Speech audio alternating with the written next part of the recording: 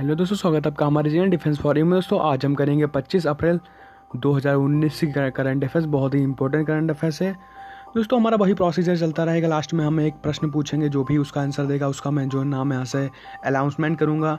और बहुत सारे लोग कमेंट दे रहे हैं और आज भी बहुत सारे कमेंट आए और कई लोगों ने जो है सटीक आंसर भी दिए हैं। तो आज फाइनली हम करेंगे 25 अप्रैल 2019 की करंट अफेयर्स। बहुत ही इंपॉर्टेंट करंट अफेयर्स है। कहीं ना कहीं कंपटीशन एग्जाम में अक्सर हमें जो है जीएस और जो करंट के क्वेश्चंस होते हैं उनसे रिलेटेड क्वेश्चन जो है एग्जाम में देखने को मिलते हैं। तो आइए दोस्तों शुरू करते हैं। आप लोगों से सभी से जो है रिक्वेस्ट है मेरी, जो हमारा ये वीडियो है इसको अपने दोस्तों के पास शेयर करिए, ताकि जो हमारे दोस्त लोग हैं वो इस वीडियो के ज़रिए जो है ज़्यादा से ज़्यादा अपडेट रह सकें और एग्जामिनेशन में जो है अच्छे अंक प्राप्त कर सकें। तो आपसे प्लीज़ रिक्वेस्ट है कि वीडियो को शेयर जरूर करिए। आइए दोस्तों शुरू करते हैं। सो फ्रेंड्स, ये कल मैंने प्रश्न पूछा था, यानी कि 24 अप्रैल 2019 की करंट अफेयर्स में सबसे लास्ट वाला क्वेश्चन ये था जो कि मैंने हमारे दोस्तों से जो है पूछा हुआ था और बहुत सारे लोगों ने जो है कमेंट किए। तो सबसे पहला जो कमेंट हमारे भाई जी ने किया, उनका नाम है मेजर सूर्या सोनी। मेजर सूर्या सोनी जी ने जो है सबसे पहले कमेंट किया और उन्होंने जो है बिल्कुल सही जवाब दिया। तो आइए पहले इस प्रश्न को पढ़ते हैं दोस्तों। तो ये प्रश्न इस प्रकार से है, निम्न में से किस दिन विश्व पुस्तक एवं कॉपीराइट दिवस मनाया जाता है? तो इसमें मेजर सूर्या सोनी जी ने जो है इसमें ऑप्शन नंबर जो है बी बताया, यानी कि 23 अप्रैल उन्होंने बताया, जो कि बिल्कुल ही सही जवाब है उनका। 23 अप्रैल को जो है विश्व भर में जो है कॉपीराइट दिवस यानी कि विश्व पुस्तक दिवस मनाया जाता है। तो मेजर सूर्या सोनी जी का बहुत बहुत धन्यवाद मैं करना चाहूँगा, उनका बहुत बहुत मैं धन्यवाद करता हूँ। और जो भी लोगों ने कमेंट किए उनका भी मैं जो है दिल से धन्यवाद करता हूँ। वो इसी तरह से हमेशा कमेंट करते रहें और आगे बढ़ते रहें। फ्रेंड्स, आप लोगों से प्लीज़ रिक्वेस्ट है, वीडियो को जो है अपने दोस्तों तक जो है शेयर कर दीजिए। आइए दोस्तों इस प्रश्न के बारे में हम लोग जो है विस्तारपूर्वक चर्चा करते हैं। सो फ्रेंड्स, विश्व भर में 23 अप्रैल 2019 को जो विश्व कॉपीराइट दिवस और विश्व पुस्तक दिवस मनाया गया।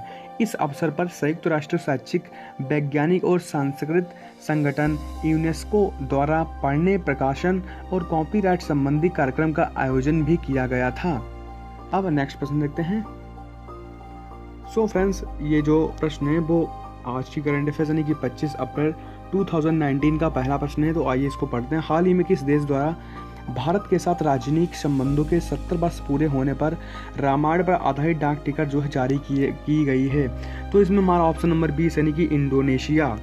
सो फ्रेंड्स, इंडोनेशिया ने भारत के साथ अपने राजनीतिक संबंधों के 70 साल जो है पूरे होने पर रामायण पर आधारित डाक टिकट जो है जारी कर दिया है।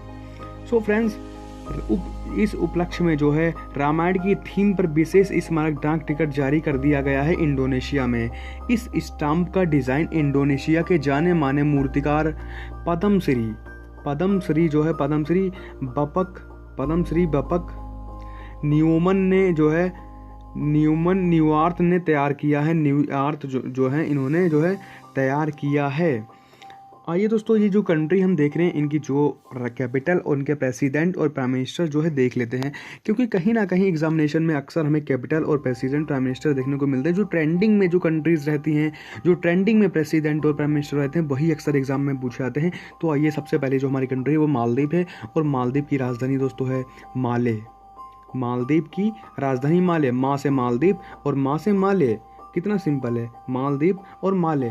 मालदीव की राजधानी माले और मालदीव के राष्ट्रपति हैं सोलिह। सोलिह जो हैं वो मालदीव के राष्ट्रपति हैं। मालदीव की राजधानी माले और मालदीव के राष्ट्रपति सोलिह हैं। अब बात करते हैं इंडोनेशिया की। सो फ्रेंड्स, इंडोनेशिया की राजधानी है जकार्ता। जकार्ता जो है इंडोनेशिया की राजधानी है और इंडोनेशिया के राष्ट्रपति हैं जीको विडोडो जो हैं वो इंडोनेशिया के राष्ट्रपति हैं। दोस्तों हाल ही के अभी कुछ जो है 2019 में इंडियन नेवी का एग्ज़ाम हुआ था, तो उसमें इंडोनेशिया की जो है राजधानी पूछ ली गई थी। तो इंडोनेशिया की राजधानी है जकार्ता। अब बात करते हैं श्रीलंका की। फ्रेंड्स, कंपटीशन में जो है इसी तरह की जो है कंट्री के नेम और उनकी कैपिटल पूछ लेता है। जैसे कि श्रीलंका है, अभी हाल ही में जो श्रीलंका में एक आतंकवादी जो है जिहादी जो है वहाँ पे एक आतंकवादी ने हम जो है विस्फोट कर दिया जिसमें 310 लोग घायल हुए। तो ये ट्रेंडिंग में कंट्री आ गई है, तो कहीं ना कहीं एग्जाम में पूछी जा सकती है। तो आइए इसके बारे में ध्यानपूर्वक देखते हैं। तो श्रीलंका की राजधानी है श्री जयवर्धनापुरा।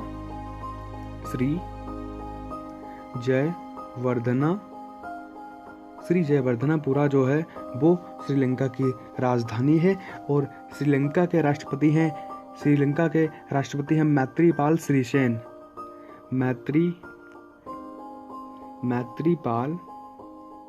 मैत्रीपाल सिरिसेन जो हैं वो श्रीलंका के राष्ट्रपति हैं। अब बात करते हैं म्यांमार की। सो फ्रेंड्स, म्यांमार की राजधानी है नपियदा जो है वो म्यांमार की राजधानी है। और म्यांमार के राष्ट्रपति हैं यू विन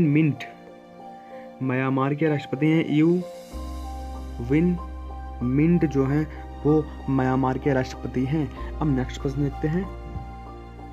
सो फ्रेंड्स, हमारा अगला प्रश्न है वो है बॉलीवुड की किस एक्ट्रेस को दूसरी बार Dada Saheb Phalke excellence award for emerging talent of the year से नवाजा गया है? तो इसमें हमारा ऑप्शन नंबर ए बिल्कुल सही है कि अहाना कुमारा को।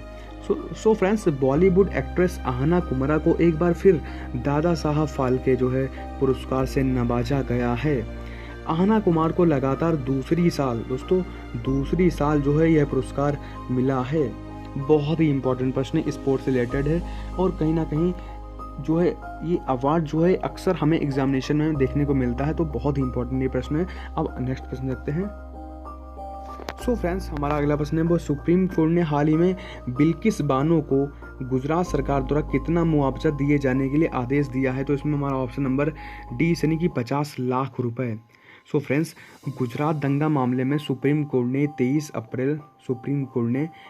अप्रैल 2019 को आदेश दिया कि राज्य सरकार गैंग रेप पीड़िता बिल्किस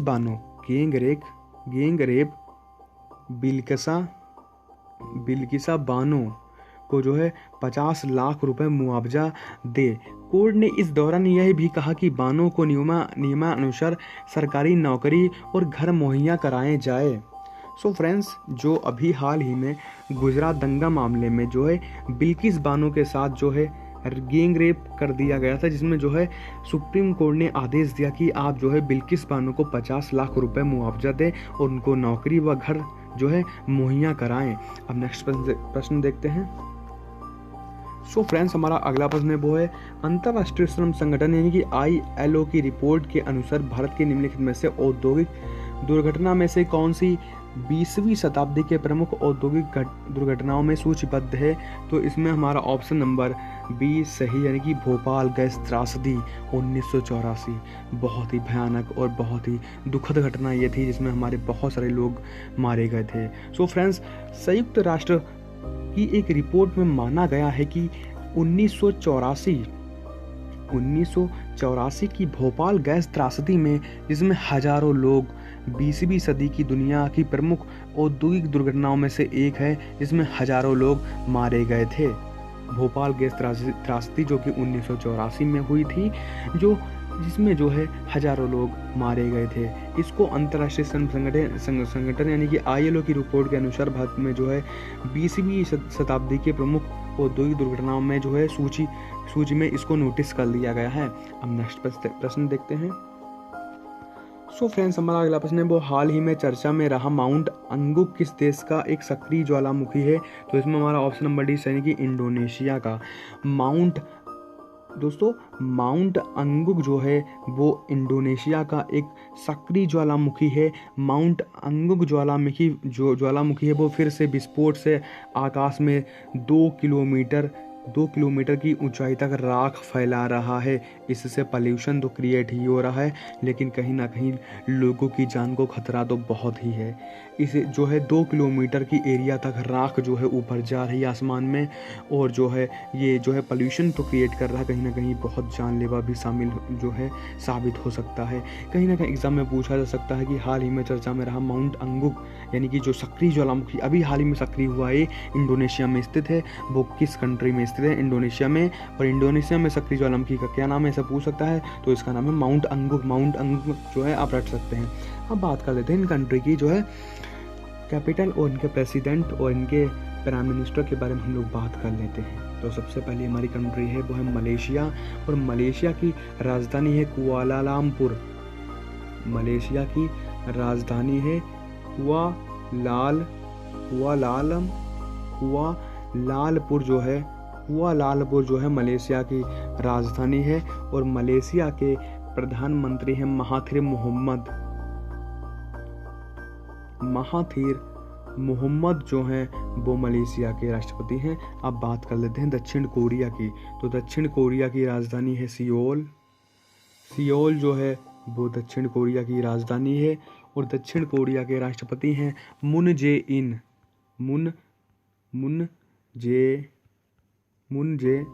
जो हैं वो दक्षिण कोरिया के राष्ट्रपति हैं। अब बात कर लेते हैं कंबोडिया की। सो फ्रेंड्स, कंबोडिया की राजधानी है फोनोपेन जो है वो कंबोडिया की राजधानी है। और कंबोडिया के जो प्रधानमंत्री हैं वो उनका नाम है हुन सेन। कंबोडिया के जो प्रधानमंत्री हैं उनका नाम है हुन सेन जो है प्रधानमंत्री हैं कंबोडिया के। अब बात कर लेते हैं इंडोनेशिया की, जो कि हमारा सही आंसर है, यानी कि माउंट अंगुक जो सक्रिय ज्वालामुखी जो हाल ही में सक्रिय हुआ है वो इंडोनेशिया में ही स्थित है। अब बात करते हैं इंडोनेशिया की राजधानी की। तो इंडोनेशिया की जो राजधानी है वो है जकार्ता। इंडोनेशिया की राजधानी है जकार्ता। और इंडोनेशिया के राष्ट्रपति हैं जोको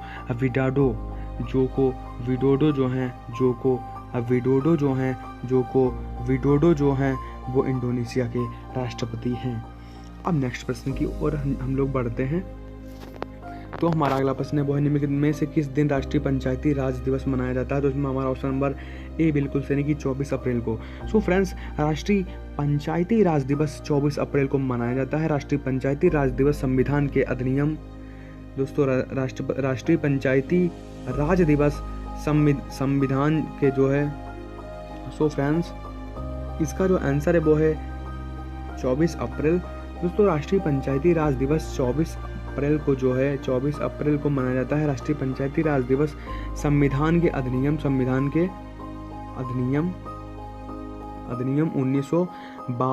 के 73वें संशोधन में जो है पारित करने के उपलक्ष्य में मनाया जाता है। ये दोस्तों यूपीएससी के लिए बहुत ही मोस्ट इम्पोर्टेंट प्रश्न है। जो इस प्रश्न के बारे में मैंने कहा है कि जो राष्ट्रीय पंचायती राज दिवस है वो 24 अप्रैल को मनाया जाता है। राष्ट्रीय पंचायती राज दिवस संविधान के अधिनियम 1992 के 73वें संशोधन के जो है पारित करने के उपलक्ष्य में मनाया जाता है। नेक्स्ट प्रश्न देखते हैं। सो फ्रेंड्स, हमारा अगला प्रश्न है वो है किस देश में आयात होने वाले चॉकलेट, दूध और इसके उत्पादों के आयात पर रोक को अनिश्चित काल के लिए बढ़ा दिया गया? तो इसमें हमारा ऑप्शन नंबर ए बिल्कुल सही कि चीन। सो फ्रेंड्स, चीन से आयात होने वाले चॉकलेट, दूध और इसके उत्पादों के आयात पर रोक को अनिश्चित काल के लिए बढ़ा दिया गया है। चीन से दूध तथा इससे जुड़े उत्पादों के आयात पर रोक अब बंदरगाहों पर स्थित प्रयोगशालाओं में जहरीले रसायन मेलामीन का परीक्षण करने की सुविधा उपलब्ध होने तक जारी रहेगी। सो फ्रेंड्स, हाल ही में जो है जो चाइना से हमारा भारत आयात का मतलब होता है कि आप जो है एक दूसरे में जो है बिजनेस के बारे में जो है इधर से सामान पहुंचाना और उधर से सामान लेना, आयात इसको हम कह सकते हैं। तो आयात में जो है चीन से आयात होने वाले चॉकलेट, दूध और इनके उत्पादों पर जो है अनिश्चित करके जो है इन पर रोक लग गई है। अगर आयात होगा भी तो इनकी बंदरगाहों पर जो लैब में इनकी जो है चेक होगा, कहीं ये जहरीले पदार्थ तो नहीं जो हमारी कंट्री के लिए खतरनाक साबित हों। अब बात कर लेते हैं इनकी राजधानी और इनके प्रेसिडेंट और प्राइम मिनिस्टर के बारे में। तो सबसे पहली कंट्री है चीन। चीन की राजधानी है बीजिंग। चीन की राजधानी है बीजिंग और चीन के राष्ट्रपति हैं शी जिनपिंग। चीन के राष्ट्रपति हैं शी जिनपिंग जो हैं वो चीन के राष्ट्रपति हैं। अब बात कर लेते हैं नेपाल की। नेपाल की राजधानी है काठमांडू जो है वो नेपाल की राजधानी है और नेपाल के जो प्राइम मिनिस्टर हैं वो हैं केपी ओली जो हैं वो नेपाल के प्राइम मिनिस्टर हैं। बात कर लेते हैं रूस की। तो रूस की राजधानी है मॉस्को और रूस के राष्ट्रपति हैं व्लादिमीर पुतिन जो हैं वो रूस के राष्ट्रपति हैं। अब दोस्तों बात कर लेते हैं भूटान की दोस्तों राजधानी है थिम्पू जो है वो भूटान की राजधानी है और भूटान के प्राइम मिनिस्टर हैं महामहिम शेरिंग तोब्गे। महामहिम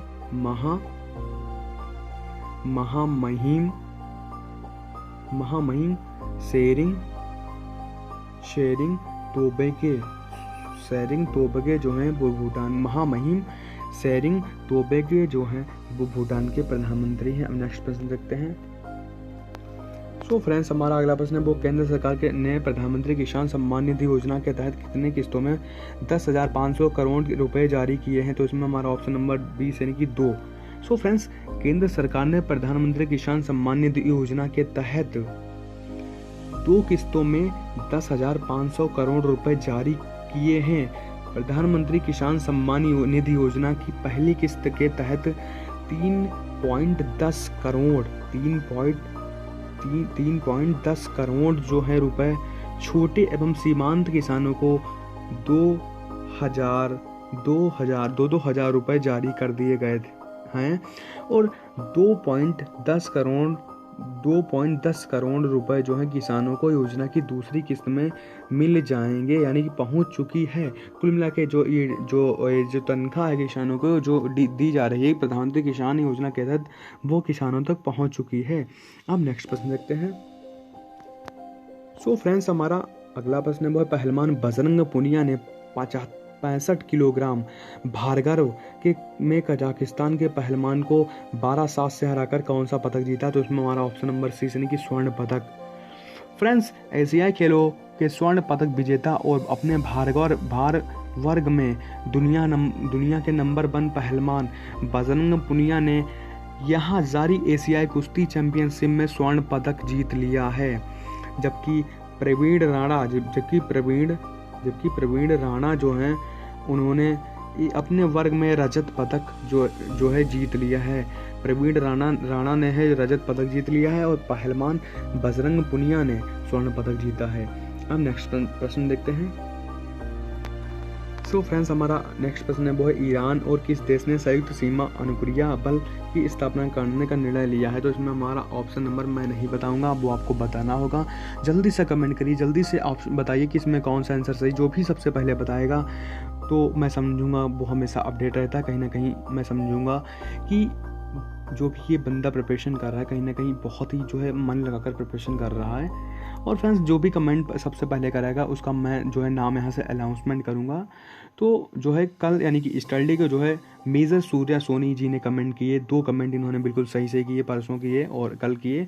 तो इनका मैं फिर से एक बार बहुत बहुत धन्यवाद करता हूँ। आप लोगों से रिक्वेस्ट मैं करता हूँ प्लीज़ दोस्तों वीडियो को आप शेयर ज़रूर करिए ताकि जो फ्रेंड्स हैं उनको भी लाभ मिल सके। उम्मीद करते हैं कि आपको वीडियो अच्छा लगा होगा और अगर वीडियो आपको अच्छा लगा हो तो सब्सक्राइब कमेंट और शेयर जरूर करना। जय हिंद दोस्तों।